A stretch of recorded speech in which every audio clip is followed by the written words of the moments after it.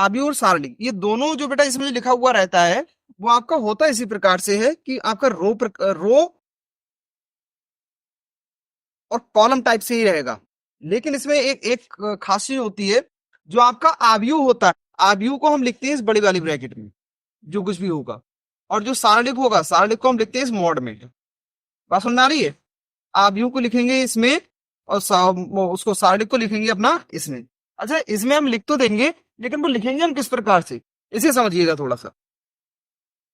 ये ये ये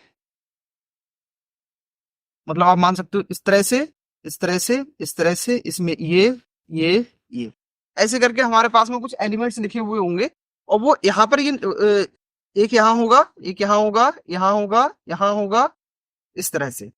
ये क्या रहेंगे? आपके एलिमेंट्स रहेंगे। अच्छा, और किस प्रकार से हो सकते हैं?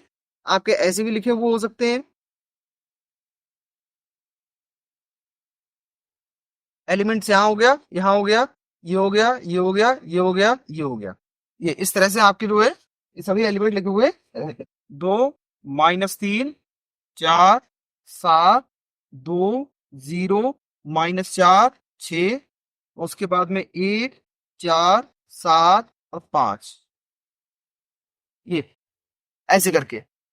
तो इसमें हमसे कुछ क्वेश्चन पूछे हैं, जैसे सबसे पहले अगर देखा जाए तो इस वाले आव्यूह में देखो, इसे हम देखते ही एकदम से हमें पहचानना होगा कि भैया ये आव्यूह है। आप देख लेना, ये जो ब्रैकेट है लगा हुआ आपका बड़ा वाला ब्रैकेट, इसे आप देख करके समझ सकते हो कि ये क्या रहेगा, पूरा हमारा आव्यूह रहेगा। आव्यूह के अंदर जो ये बिखरा हुआ है, ये इसका आप फॉर्म ऐसे मान सकते हो जो हमने सबसे शुरू में अभी आपको दर्शाया था कि भैया ये ऐसा है, और इसमें इस तरह की लाइन में ये 3 लाइनें हैं, और इस तरह की ये कितनी लाइनें हैं बेटा? 4, 1 2 3 4। तो इसके जो एलिमेंट्स लिखे हुए हैं, ये यहाँ होगा, यहाँ है, यहाँ इन जगह क्या है इनकी, ये रखे हुए एलिमेंट्स, क्या रहेंगे बेटा? ये एलिमेंट्स रखे हुए। देखो बिल्कुल सेम टू सेम ऐसा ही है। हमसे बोल रहा है कितनी पंक्तियां। अच्छा, दो चीजें हैं, एक पंक्ति, स्तंभ। पंक्ति को इंग्लिश में बोलते हैं क्या? रो। क्या बोलेंगे? रो। स्तंभ को इंग्लिश में बोलते हैं कॉलम। कॉलम हो गया। जो इस तरह से जो लाइन होती है बेटा लिखी हुई, ये कहलाती है आपकी रो। क्या कहलाएंगी? रो। ये भी रो है, ये आपकी जो पहले नंबर पर है ये फर्स्ट रो, ये दूसरे नंबर पर सेकंड रो, ये तीसरे नंबर पर थर्ड रो। अब पहली, दूसरी, तीसरी, अब इसके ऊपर ये एक और लगा दोगे तो भैया आपको ये कौन सी बन गई? दूसरी वाली बन गई। ये आपकी पहली वाली बन गई, और ये आपकी कौन सी हो गई? तीसरी, और ये आपकी फोर्थ हो गई। अब इस वाली चीज से निपटने के लिए कि अब ये दूसरे नंबर पर है, लो अब ये तीसरे नंबर पर आ गई। इस चीज से निपटने के लिए इसे क्या करते हैं? इसे हम पहले से ब्रैकेट में बंद कर देते हैं। लो भैया ये वाली लग गई क्या? ब्रैकेट। ये वाली देख रहे हो, ये ब्रैकेट है। अब उसके बाद में देखिए, पहले नंबर की रो, दूसरे नंबर की रो, तीसरे नंबर की रो, ये क्या कहलाती है? आपकी रो। उसके बाद में जो खड़े हुए रहते हैं ये इस प्रकार से, ये जो खड़े हुए देख रहे हो, ये आपके कहलाएंगे कॉलम। ये आपका C1 column first, column second, column third, और ये आपका कहलाएगा कॉलम फोर्थ। ये आपका row first, row second, row third, ये वाली बात समझ आ रही? अब हमसे बोल रहा है कि कितनी पंक्ति है, कितनी रो है। तो भैया रो देख लो, पहली रो, दूसरी रो, तीसरी रो, कितनी रो हो गई? 3 रो। उसके बाद में कितने स्तंभ हैं? पहला स्तंभ, दूसरा स्तंभ, तीसरा स्तंभ, चौथा स्तंभ। तो हम बोल सकते हैं अगर पंक्ति की ये बात कर रहा है तो पंक्ति कितनी हो जाएंगी बेटा? पंक्ति 3। और स्तंभ की बात कर रहा है, स्तंभ कितने हो जाएंगे? 4। अच्छा, इसका जो क्रम है वो क्या है? अब क्रम क्या होता है? आरसी का मतलब क्या है? रो काउंट कर लो और कॉलम काउंट कर लो, दोनों को बीच में क्या लगा दोगे? गुणा लगा दोगे। क्या लगा दोगे? गुणा। ये जो गुणा होती है इसको गुणा नहीं बोलेंगे, इसे बोलेंगे RYC। क्या बोलेंगे? RYC। जैसे कोई हम किसी खिड़की में तरफ, कोई दरवाजा होता है, कोई खिड़की होती है ना, उसकी नापते हैं। जो बड़े लोग होते हैं, जो कारपेंटर, वो उसका जो नाप जब बताते हैं तो क्या बोलते हैं?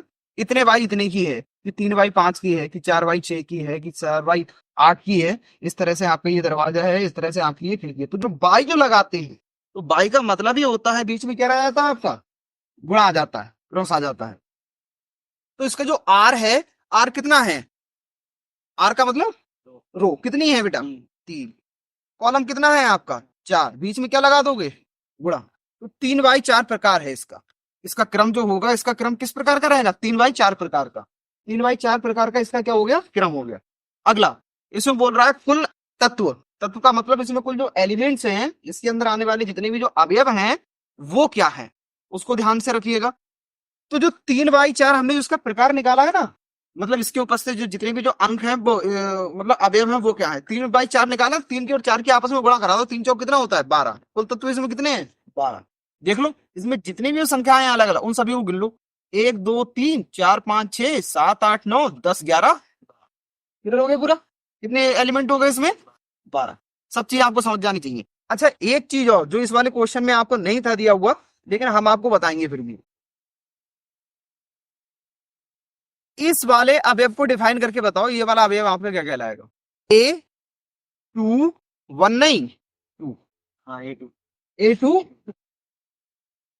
तो आपका एलिमेंट की आपको जो स्थिति है वो आपको पता रहनी चाहिए कि ये एलिमेंट की जो स्थिति है वो आपकी कहां पर कौन सी क्या रहेगी। तो ये वाला अगर एलिमेंट अगर हमें दर्शाना हो, ये वाला तत्व अगर हमें दर्शाना हो तो बताओ हम कैसे करके दर्शाएंगे। जैसे ये 7 है तो ये क्या लिखना पड़ेगा, ए कौन सी रो है, आपको ध्यान रहना चाहिए RC, ध्यान रहना चाहिए क्या RC। ए रो कितनी है तीसरी, और कॉलम कौन सा है बेटा तीसरा, रो कौन सी तीसरी और कॉलम कौन सा तीसरा। तो ये वाला जो एलिमेंट कहलाएगा वो क्या कहलाएगा A33।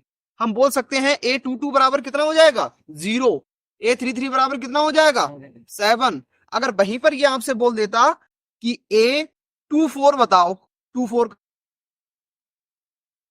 जिसमें R2 हो और कॉलम कौन सा हो चौथा, तो रो 2 कौन सी है बेटा आपकी, ये है सही रो 2, और कॉलम चौथा कौन सा है बेटा आपका, ये रहा कॉलम चौथा है। मतलब रो 2 कॉलम 1 2 3 4, मतलब ये वाला एलिमेंट, ठीक है। मतलब कितना हो जाएगा आपका ये 6 हो जाएगा, कितना हो जाएगा बेटा 6 हो जाएगा। और ये आपका क्या कहलाएगा कि ये वाला एलिमेंट A24। बात समझ में आ गई, पूरा क्लियर हो गया, ठीक है। वर्ग आव्यूह ये क्या होती है, इसकी तरफ थोड़ा सा ध्यान दीजिए।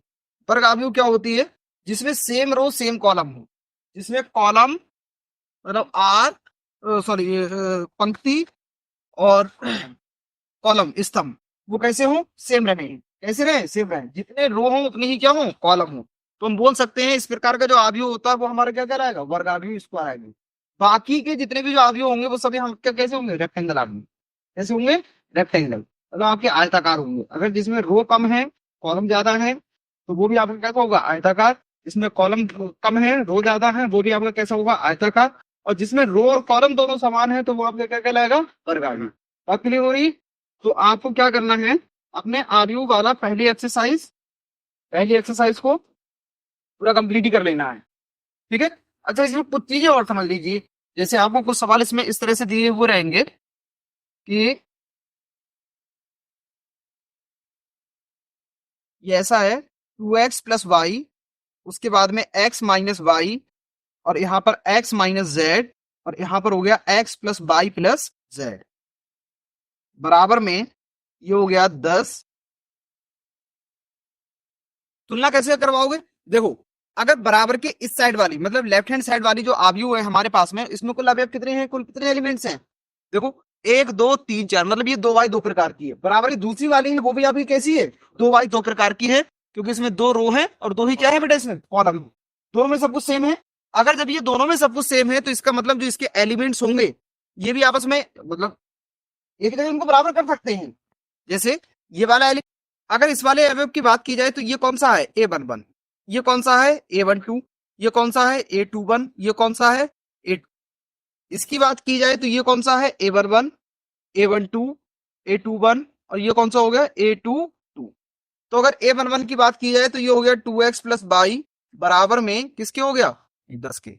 अगला x - y बराबर हो गया आपका कितना -1 के, ठीक है। इसे मान लेना इक्वेशन नंबर फर्स्ट और इसको मान लेंगे अपना इक्वेशन नंबर सेकंड।